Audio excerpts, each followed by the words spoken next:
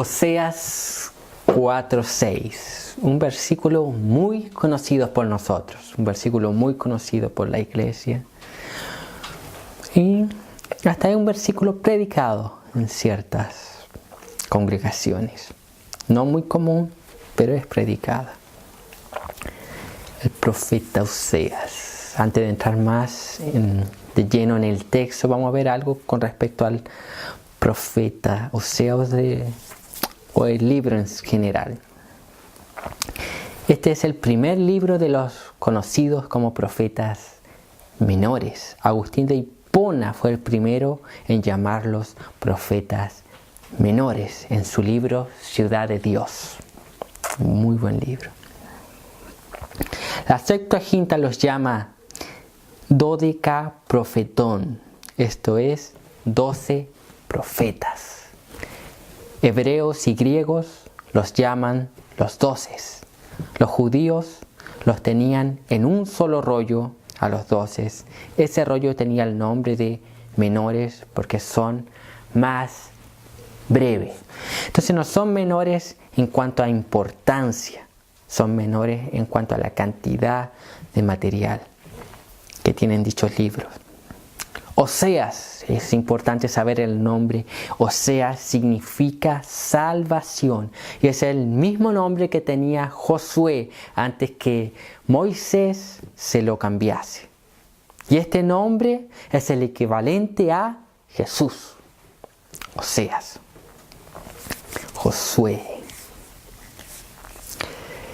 Oseas, el libro de Oseas, el profeta Oseas, el ministerio de Oseas fue contemporáneo de Isaías y Miqueas, que fueron profetas en el reino del sur, Judá, Jerusalén.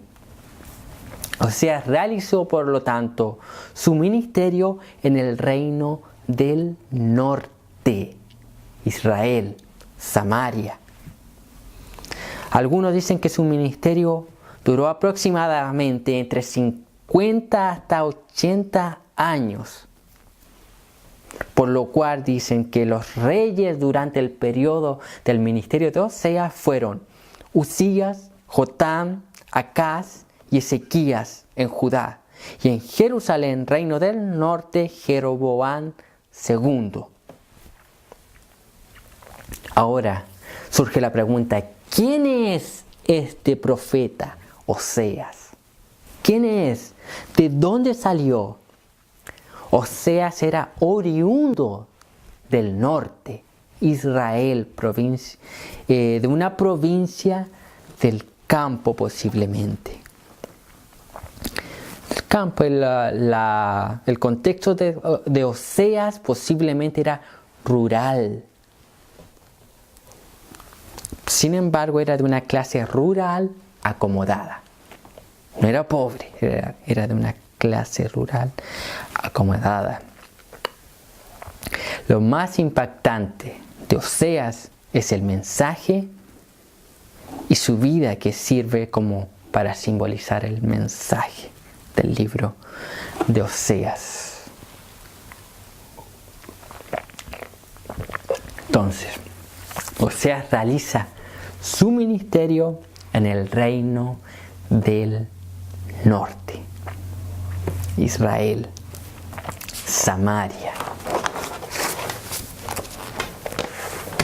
¿Y cuál era el contexto del libro de Oseas? El contexto de Israel, del reino del norte. Idolatría, corrupción moral y prosperidad material. Había una estabilidad política, pero una decadencia espiritual. Idolatría, corrupción moral, pero prosperidad material era lo que reinaba en el periodo de Oseas. Entonces, cuando hablamos de prosperidad y teología de la prosperidad, cuando hablamos de prosperidad financiera, física, material, no siempre quiere decir bendición de Dios. Porque el pueblo de Israel era próspero materialmente, pero era corrupto moralmente e idólatra. Entonces, y ahora el texto. El texto de Oseas 4:6, un texto muy fuerte.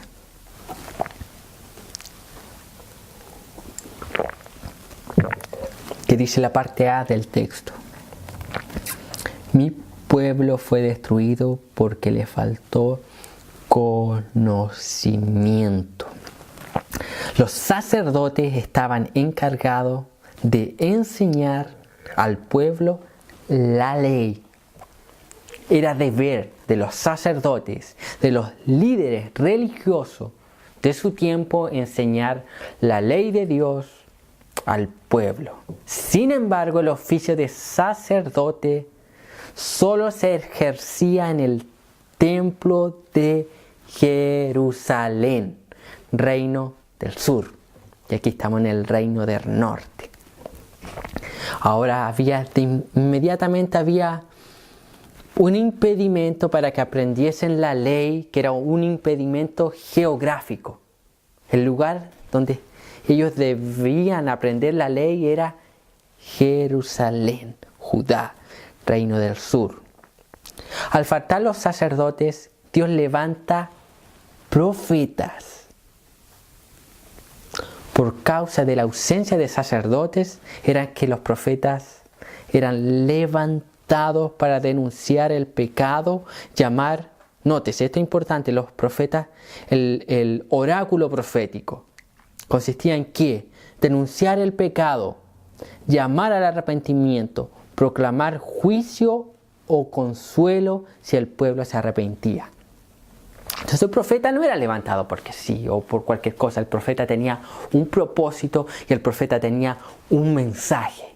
Independiente que el mensaje fuera cual fuera, el contenido en sí del mensaje, el mensaje debía por lo menos tener esas 4 cápsulas. Denunciar el pecado, llamar al pueblo al arrepentimiento, proclamar juicio si el pueblo no se arrepentía, y si el pueblo se arrepentía, proclamar el consuelo de Dios. Esas 4 cápsulas debía tener el mensaje del profeta de Dios. Entonces lo que reinaba, dice, mi pueblo se pierde por falta de conocimiento, o está siendo destruido, o fue destruido porque le faltó conocimiento. Entonces el profeta era levantado para proclamar o denunciar el pecado. ¿Cuál era uno de los pecados? Idolatría. Idolatría. ¿Qué es la idolatría? Una forma simple de definir idolatría es amar a cualquier otra cosa o persona más que a Dios. Más que a Dios. Si usted estudia los libros de los reyes, las crónicas, va a ver la corrupción, los ídolos que tenían, los becerros de oro. El pecado de Israel era idolatría por falta de conocimiento. ¿Conocimiento de qué? Conocimiento de las escrituras. Por falta de conocimiento de la escritura. ¿Por qué razón? El sacerdote tenía el deber de enseñar la ley de Dios. Sin embargo, en Israel no se ejercía el sacerdocio. El sacerdocio se ejercía en Jerusalén, en Judá, reino del sur. Entonces no había acceso al conocimiento por causa de no haber sacerdotes en aquel lugar que cumplieran el oficio. Dios levanta profetas y uno de ellos fue Oseas. ¿Y cuál era el deber del profeta? Denunciar el pecado, llamar al pueblo al arrepentimiento, mencionar sobre el juicio de Dios y sobre el consuelo de Dios si el pueblo se arrepentía. Entonces Oseas traía la palabra de Dios. El deber del profeta era llevar al pueblo a la palabra de Dios. Y uno de los pecados que el pueblo había cometido, estaba cometiendo por ignorar la ley de Dios, era la idolatría. La idolatría. Y ahora, si nosotros vemos dentro de nuestro contexto cuánto pecado de idolatría hay por falta de conocimiento. Cuánta gente que idolatra hombres. Cuánta gente que idolatra ministerios. Cuánta gente idolatra bienes inanimados. Que idolatra carros, autos. Idolatra casas. Idolatra ropa. Idolatra estatus. Idolatra títulos. Idolatra renombre. Idolatra cualquier cosa de esta tierra. Cualquier cosa pasajera. Inmediatamente, cuando se menciona sobre idolatría, instantáneamente viene a la iglesia la imagen de la iglesia católica romana, por las imágenes de yeso. Sin embargo, el peor pecado de idolatría no se comete en la iglesia católica romana, sino en la iglesia evangélica, en la iglesia protestante. ¿Por qué razón? Porque para cometer idolatría no se necesita simplemente una imagen física.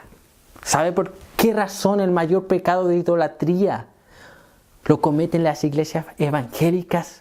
Porque ellas han creado en su mente un propio Dios según su vientre para alimentar simplemente sus deseos carnales. Y eso es idolatría. ¿De qué forma? Que Dios existe simplemente para bendecirme. Que Dios existe o está ahí para solucionar cualquier problema. Está enfermo, Dios puede curarle. Tiene crisis financiera, Dios puede ayudarle. Está pasando problemas, Dios tiene la solución para sus problemas. Entonces es un Dios que ellos han creado, que la iglesia contemporánea ha creado.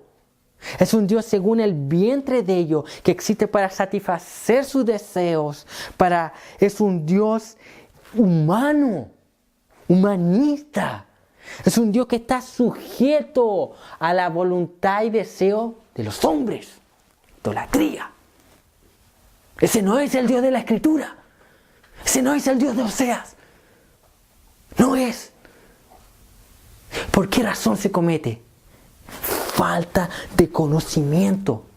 Y es más, dentro del medio pentecostal, ¿cuánta idolatría hay ahí?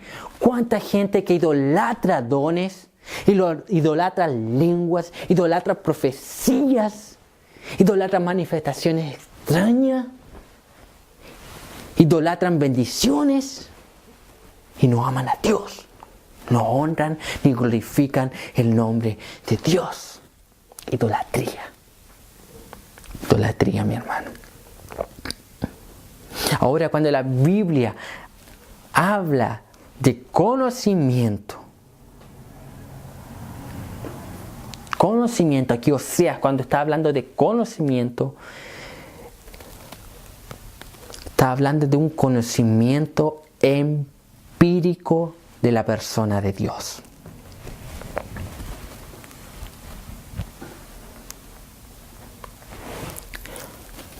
Está hablando de un conocimiento empírico de la persona de Dios.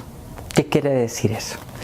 Un conocimiento adquirido a través de la experiencia con Dios. O sea, un conocimiento que yo adquiero a través de la intimidad que yo tengo con Dios. Conocimiento empírico. Ahora, el conocimiento teórico de la Escritura me debe llevar a un conocimiento empírico de la persona de Dios. Lo que yo conozco, leo, oigo de Dios en la Escritura, yo debo llevarlo a mi vida diaria, práctica. Un conocimiento de las Escrituras, conocimiento simplemente teórico de la Escritura y no un conocimiento experiencial de la persona de Dios que lleva a pecar también. Lo cometió Israel. Israel, el pueblo de Dios, conocía la palabra de Dios, conocía la ley de Dios, conocía la letra de la ley. Sin embargo, ellos crucificaron a Cristo. No conocieron al Mesías porque no conocían a Yahweh con un conocimiento empírico. Conocimiento experiencial. Por tanto, el conocimiento teórico de la palabra de Dios, de la persona de Dios, me debe llevar a un conocimiento empírico, experiencial con respecto a la persona de Dios y a la palabra de Dios. No existe un conocimiento simplemente teórico. Tampoco existe simplemente la experiencia por sí sola. Ambos van de la mano y eso dará un conocimiento equilibrado de la persona de Dios. Y una de las mayores doctrinas que nosotros hemos hecho énfasis y hemos hablado y predicado la semana pasada era un sermón completamente centrado en la persona de Cristo. Un sermón que traía innumerables atributos de Dios. Una mención de un sinfín de atributos de Dios.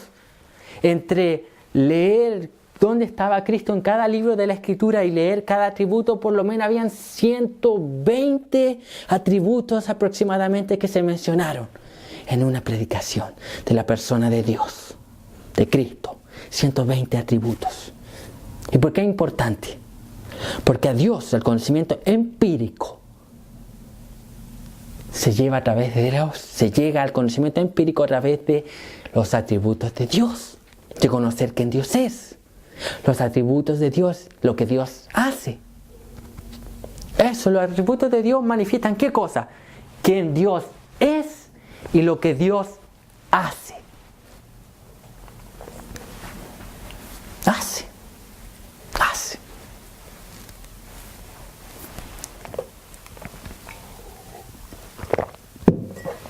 Quién Dios es y lo que Dios hace.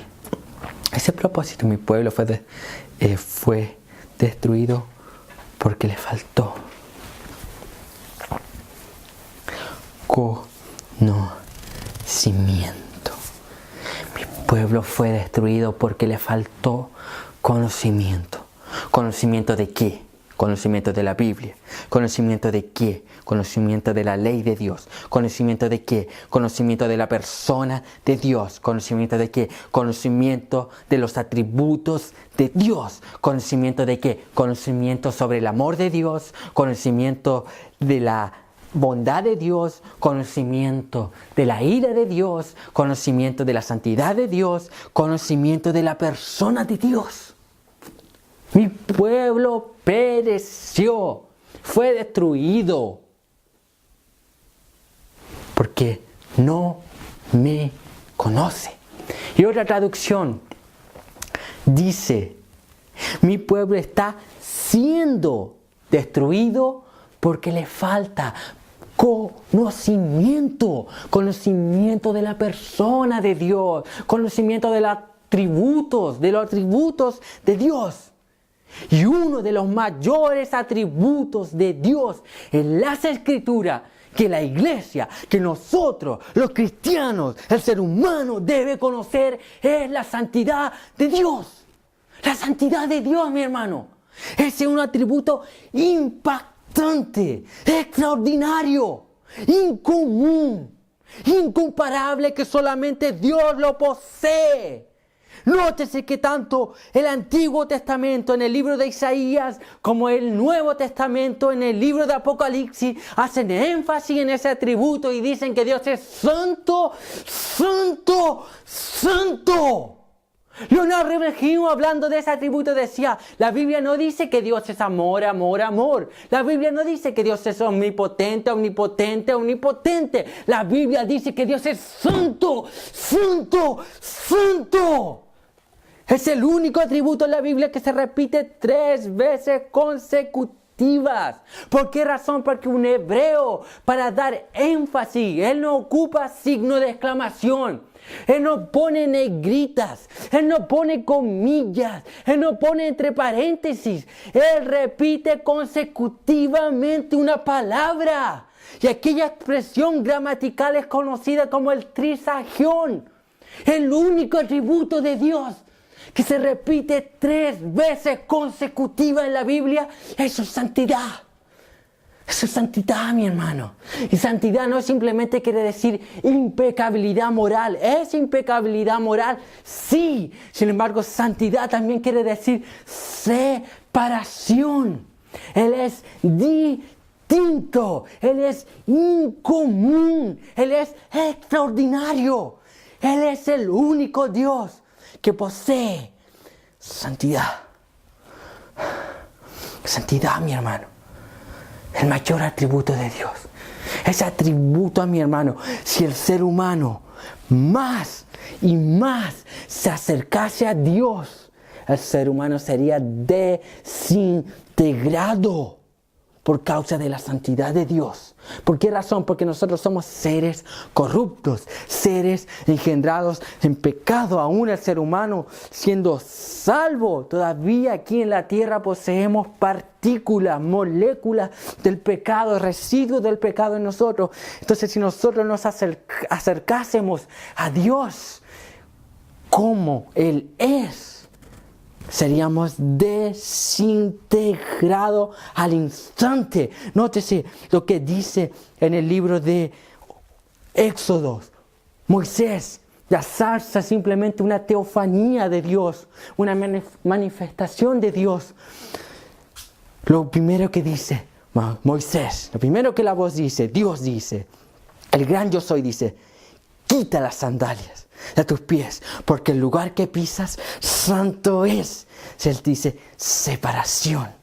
Mundo no entra aquí, pecado no entra aquí, vanidad no entra aquí, soberbia no entra aquí, orgullo no entra aquí. No entran, solamente santidad. Nótese que la Biblia dice que los serafines, que tenían 6 alas, con 2 cubrían los pies, otras 2 adoraban y las otras 2 cubrían el rostro de ellos. ¿Por qué razón?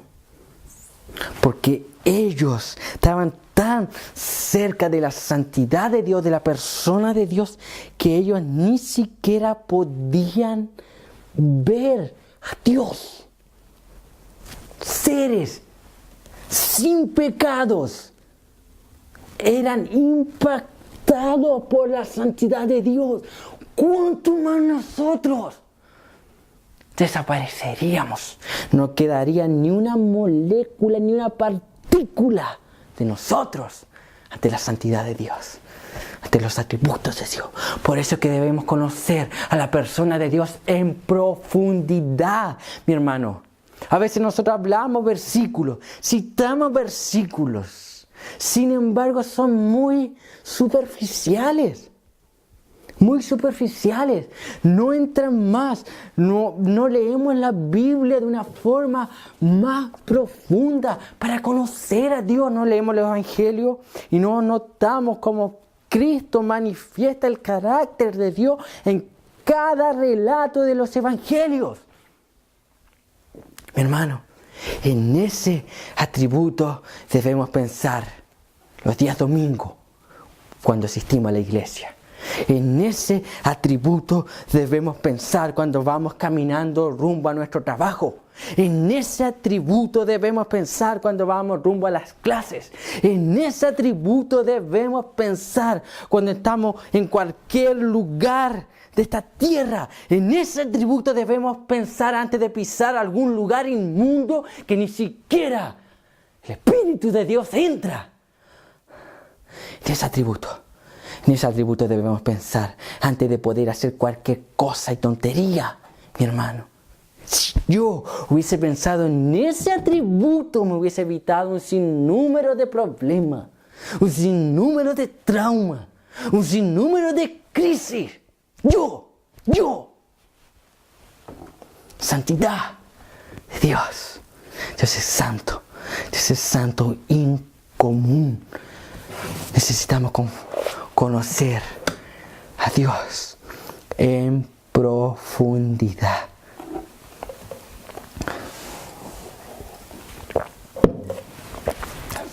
Parte B. Dice así: por cuanto desechaste el conocimiento. ¿Conocimiento de qué? Conocimiento de la persona de Dios.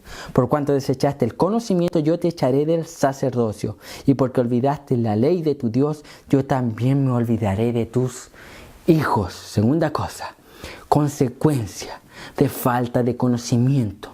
La falta de conocimiento, nótese, la falta de conocimiento es pecado, que conlleva muchos otros pecados. Por falta de conocimiento, el pueblo de Israel crucificó a Cristo. Pecado. Por falta de conocimiento, cayeron en idolatría. Pecado. Entonces, falta de conocimiento es pecado que conlleva a muchos otros pecados. Aquí, en ese pasaje, en la parte B, cuando dice te echaré del sacerdocio, aquí no está hablando de una persona, de un sacerdote. ¿Por qué razón? Porque el oficio se ejercía en el otro reino, en el reino del sur, en Judá, en Jerusalén. Por lo tanto, no se refiere a una persona. Aquí se refiere a la posición de Israel como sacerdotes, representantes del Señor ante el mundo. Como representante al pueblo y no a una persona. Ahora, el juicio de Dios vendría por causa de la idolatría cometida. Las acciones traen consecuencias. El pecado trae consecuencias. Y la falta de conocimiento trae consecuencias, mi hermano. Nosotros muchas veces, y esta es una frase que he dicho varias veces cuando hablamos de Israel, estamos como el pueblo de Israel. Idolatrando, mi hermano, cayendo en idolatría por falta de conocimiento de la persona de Dios. Israel cayó en el juicio. Nosotros estamos a un paso de un juicio de Dios por falta de conocimiento. Por falta de conocimiento, mi hermano. Jesucristo dijo, Juan 8:32, y conoceréis, conocimiento, la verdad, y la verdad os hará libre. El conocimiento de la persona de Dios liberta. La ignorancia nos deja prisioneros. Prisioneros. Israel cayó en pecado, idolatría, falta de conocimiento. Falta de conocimiento de la persona de Dios, de los atributos de Dios. Falta de conocimiento de la ley de Dios.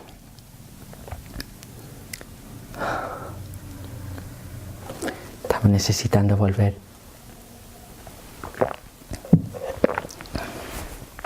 al conocimiento de la persona de Dios. Cuando hablo aquí hablamos de conocimiento, hablamos de conocer a Dios, como dice el libro de Oseas, conozcamos y prosigamos en conocer. Decían algunos que en realidad no querían conocer a Dios. Sin embargo, la frase y la expresión es aplicable, es algo que debiéramos hacer, conocer y proseguir en conocer a Dios, día tras día, meses, años. Conociendo a Dios no lo va a conocer en un culto de una hora. A Dios no lo va a conocer en una lectura de 5 capítulos diarios. Es una vida entera tratando de conocer, que Dios abra nuestro entendimiento a través y por medio de su Espíritu Santo. Ahora, cuando hablamos de conocimiento, La falta de conocimiento llevó a Israel a sufrir el juicio de Dios. Y la falta de conocimiento nos puede llevar a nosotros, a la iglesia actual, a sufrir un juicio por parte de Dios. Por lo cual, cuando nosotros hablamos de conocimiento, de adquirir conocimiento de la Escritura, de adquirir conocimiento de la palabra de Dios, no es una opción, no es una de las salidas, no es si yo quiero, es un imperativo. Conozcamos y prosigamos en conocer a Dios. Conozca a Dios. Busca a Dios. Entonces, conocimiento no es algo superficial u opcional. Es algo de vida o muerte. De vida o muerte. El conocimiento. Por falta de conocimientos de la persona de Dios, es por esto que nosotros muchas veces pecamos y debemos arrepentirnos. Por falta de conocimiento fallamos. Por falta de conocimiento erramos. Erráis, dice la Escritura. Erráis, ¿qué quiere decir? Pecáis. ¿Por qué? Porque no conoce la Escritura. Erráis, ignorando las Escrituras y el poder de Dios. Erráis, pecáis por falta de conocimiento. Falta de conocimiento es pecado, mi hermano. Entienda eso.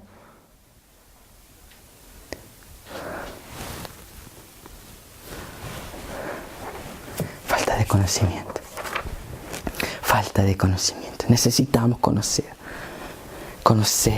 y proseguir en conocer a Dios. Yo pregunto, desde el momento que se convirtió hasta hoy, ¿cuánto conocimiento de la persona de Dios usted ha adquirido? Ahora,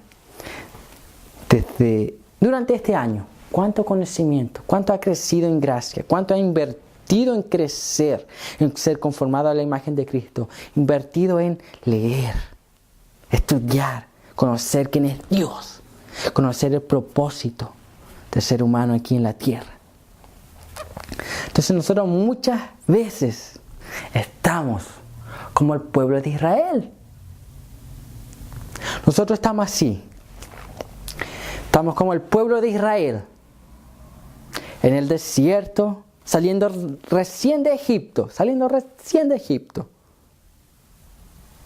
De repente llegamos al Mar Rojo. De repente miramos hacia atrás y vienen los egipcios. Y estamos ahí, en el Mar Rojo. El Sinaí está al otro lado del Mar Rojo. El Sinaí, ¿qué simboliza? La presencia de Dios. En el Sinaí Dios da la ley. En el Sinaí Dios da conocimiento de lo que Él aprueba y desaprueba. Es en el Sinaí que Moisés y el pueblo tuvo un conocimiento más profundo de la persona de Dios. Entonces muchas veces nosotros estamos así como Israel, dudando. Es que una cosa, es que aquí, es que acá, es que está difícil, es que hay problemas, hay dificultades para llegar al Sinaí, hay dificultades para proseguir, hay dificultades para llegar a la Canaán. ¿Qué hacer? ¿Y qué Dios dijo a Moisés? Coloca tu cayado y abre el Mar Rojo. Pero hermano, es así. Dios está al otro lado del Mar Rojo. Dios está en el Sinaí diciéndole a su iglesia, vengan, crucen el Mar Rojo, traspasen las dificultades, echen de lado los entretenimientos, cualquier cosa que le perturbe o interfiera para proseguir al Sinaí. Es así que Dios está diciendo, cruce ese Mar Rojo, avance, prosiga en el conocimiento, cruce ese Mar Rojo para tener un encuentro con Dios en el Sinaí. Y así que el Dios está diciendo, iglesia, cruza el Mar Rojo. Iglesia, traspasa las dificultades. Iglesia, lo único que necesita es fe. Fe. Y Dios está queriendo así. Dios está llamando. Conózcame y síganme conociéndome. No perezcan. No hay necesidad para perecer. No hay necesidad para sufrir el juicio de Dios. Simplemente ustedes pueden conocerme. Yo dejé aquí, Dios está diciendo así, yo dejé aquí un libro sagrado, Génesis. De Génesis hasta Apocalipsis muestran mi propósito, muestran quién yo soy, muestran lo que ustedes son, muestran mi evangelio, muestran mi escritura, muestran mi voluntad, que es buena, perfecta y agradable. Aquí está, aquí está, aquí está. Usted quiere la solución para sus problemas, no necesita de una porción mágica, no necesita citar el nombre de Jesús como cualquier ritual ocultista. No necesitan el nombre de Jesús como una palabra mágica. No, tiene aquí este libro y tiene 2 rodillas para arrodillarse y orar a Dios. Suficiente. Aquí está la respuesta. Aquí está la respuesta para sus problemas. Ese Dios está abriendo el conocimiento para nosotros.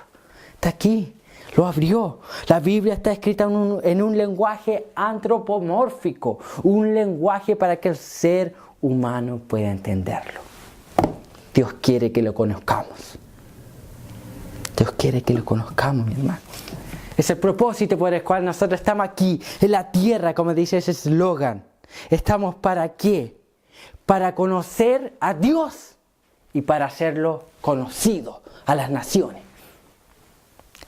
Entonces es importante, si queremos, nosotros muchas veces decimos, queremos almas, queremos personas que se conviertan, que se doblen, quiero que mi familia sea salva, mis amigos sean salvos, mis conocidos sean salvos. Entonces conozca a Dios y conozca su palabra, para que luego lo haga manifiesto a sus amigos, lo haga manifiesto a su familia, y ellos sean salvos. Conozca y hágalo conocido. Esa es la palabra de Dios para su vida. Vamos a orar.